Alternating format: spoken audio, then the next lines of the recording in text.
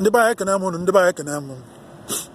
Achọ nka m kwuo na ihe kpata ndị mmadụ ji esi n'ụka na ndị mmadụ ji amagharị esi n'ụka nke abụọ abanye n'ụka nke ọzọ, esi na nke abụọ abanye na nke ọzọ. Ihe kpatara ya ka anyị ji ịkọwa n'ụbọchị taa. Kedu ihe kpatara ya? Ihe kpatara ya bụ ọ bụ na maka ụfọdụ ihe ha ji ejere ụka bụ ihe ha ji nọ n'ụlọ ụka ha nọ na ya bụ na ọ chọ ije obodo oyibo, ọkwa ya na ọ na-achọ visa obodo oyibo, ọ na-ejesi ụka ike oluzie edisapọint ya na visa ya, ọ nwetara visa edina ya visa, osi n'ụlọ ụka nke ọ na-eje gbakpọọ n'ụlọ ụka nke ọzọ n'ebe miracle na-eme. Many people adịghị achọ ilu Chukwu. Ihe ha na-achọ bụ their own selfish interest, their own gain for miracle. Ọ bụ na miracle emere ebe a, ọ gbakpọọ ebe ọzọ. Ọ bụ na miracle emere na nke ọzọ, sike ọgbakpọọ ebe ọzọ, ebe ihe na-eme, ebe a ya ebute ego, ebe a ya eme nke a ya eme nke ọzọ. Ifuge ọ na-etigharị, o si n'ụlọ ụka nke abụọ, o si ọbanye n'ụlọ nke ọzọ, emegide ọbanye n'aka ndị wayo, egwuo wayo, richie ego ya niile, ego ya agwụpịa, ọ bụla onye ogbenye. Onye akpata ndị mmadụ ji agbagharị, moving from church to church.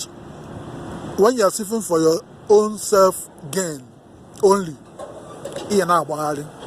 Ịnọkọta na Catholic, ụfọdụ anọkọtago na Catholic church, si na Catholic church gbakpọọ na Anglican. Ọ dịghị ka na Anglican abụla ebe miracle na-eme, ọ gbakpọọ na Pentecostal church, ọ na-agbagharị from church to church. Otu aka si ọ na-agbagharị na ọchị igo moto, na ọchị ime nke ọzọ, ọchị ime nke ọzọ. Ichefuzie na ọ bụ na iche igo moto, ọrụ ka ihe ejeje lụba, ihe achọta n'ọrụ ihe alụ, ịlụ ọrụ iwe ego moto, efughị ya kịta. Ọ bụrụ na ị chọrọ ego, ọrụ ka ihe eje nweta ego. Ọ bụrụ na ị na-agbagharị from church to church, ụka bụ ebe a na-efe Chukwu, ife Chukwu gị ofe, jee ụka kene Chukwu gị maka ndụ gị, de na emecha ijebe ọrụ jee chụọ ihe alụ, efughị. Mana ụfọdụ believe, ụfọdụ chana na ụlọ ụka bụ ebe a na-eke ego, onye akpata ije etigharị from church to church.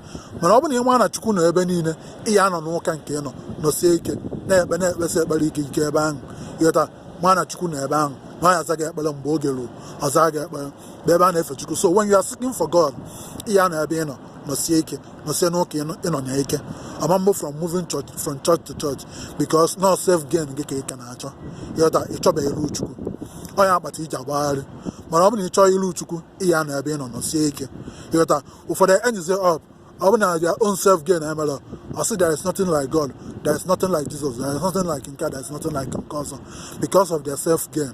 If you get kịta, ọ nwetara the self gain ọ na-achọ, ọ ya ka o ji wee conclude na o nwere Chukwu, na Chukwu adọrọ nke ọzọ adọrọ, because na ịchọbeghị ilu Chukwu, ị ka na-achọ your own self gain. Chefuo na the scriptures gị, seek you first the kingdom of God. Gị chọọ iburu ụzọ chọọ ilu Chukwu, every other thing shall be added unto you. Mana some people try to say the way the other one, seek you first ihe akụnụba before God. If you get kita na ihe adị disappointed, ọ ka o si dị. So obi gị niile ya adị ebe Chukwu nọ, ka ihe ọma wee na-eme na ndụ gị. Oke, ndị be anyị ekene ma onye nwa ka nsị ka nkọwapụta unu n'ụbọchị taa.